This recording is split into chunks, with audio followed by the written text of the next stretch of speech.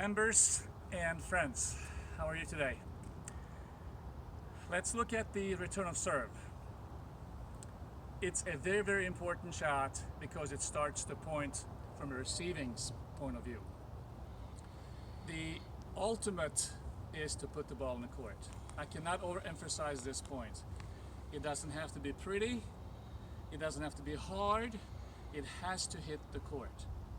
The reason for this mentality is that you're facing your opponent's probably most powerful shot.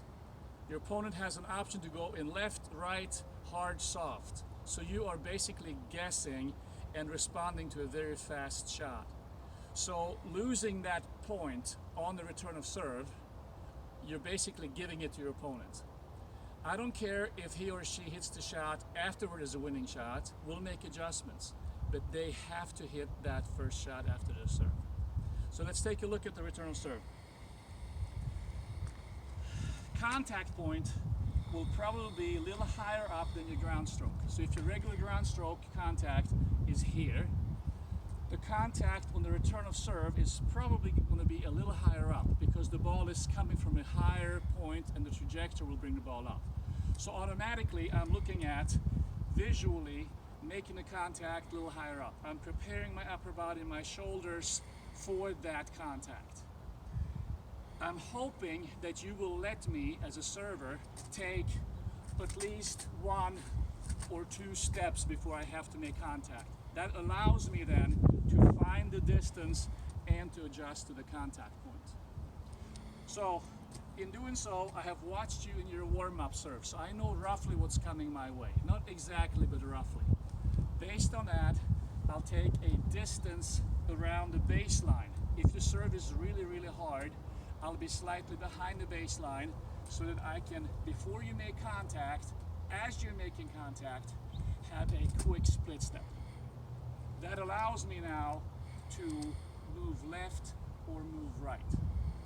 So, you're serving, quick split step, and the forehand side, you see an abbreviated backswing. I'm not attempting to hit a full backswing. I don't have to, because your power, I will guide back with some direction and some control. So from here, slight turn, split, slight turn, inwards, forwards. I want to be active on my service return. If you are overpowering me, I will take a few steps back. I don't want to change my sequence, but I will give myself a little bit more time so that you can hit your power shot. There's more angle to be had for you, but provided I can get to it, I can have my step forward. Forehand or a quick turn and backhand coming through. 2 hands, no different. From here, quick turn, bring your racket up a little bit.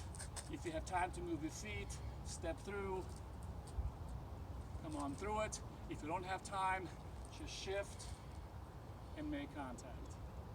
Again, be mindful of not having to overemphasize the follow through, a lot of spin. Your job is to get the ball back.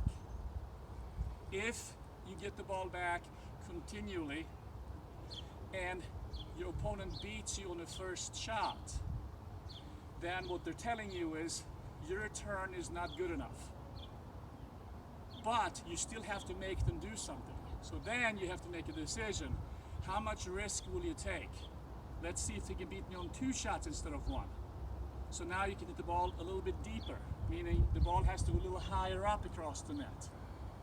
Or choose a side. If the opponent beats you off their forehand side, try to get the ball towards the backhand. But initially, I'm playing my game, simple, energetic, short, inwards, hitting the ball back to where the ball came from. I have no change of direction of the ball. It's simple, it's consistent, it makes you play.